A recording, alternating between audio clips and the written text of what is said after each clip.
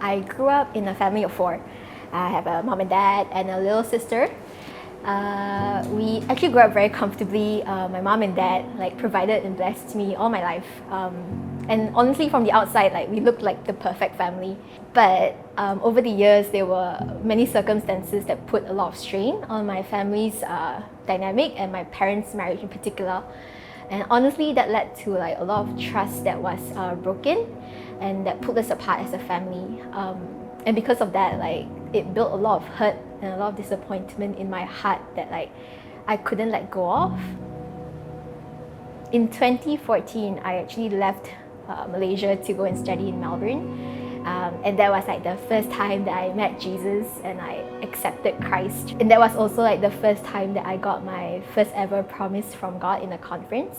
There was this pastor was prophesying over the congregation, and I just remember this simple verse that spoke to my heart, and it was from Joshua 24. It says that, "As for me and my house, we would serve the Lord." So being away from KL, I still continue to see God move in my family. I saw how He moved in my dad's life. He went through a really serious medical incident, and he was far away from God back then. And he actually called out to God, and he asked God, if you would give me a second chance at life, I would give my life back to you. And yeah, so he rededicated his life to God. But honestly, being so far away from family, I didn't want to come back home. It was great, being so many miles away from home. But in 2019, God said something to me. He spoke into my future and said that if you don't move, I can't move my hand. I really wrestled with what God said to me, and I didn't want to come home, but eventually I kept seeing doors close in Melbourne. And so I was okay, God, you want me to come home, I'm going to come home. So that's what I did. In October 2019, I came home to KL for good. I thought that it was going to be a great time. God's promised me something. I was going to see God move, but nothing happened for 2 years. I saw things progressively got worse. I became very discouraged at how my parents' relationship was and my relationship with my family, and I became very disappointed in what was happening. And I started questioning God, God, did you say you were going to move? Did you actually call me home? Nothing is lining up to what you said to me.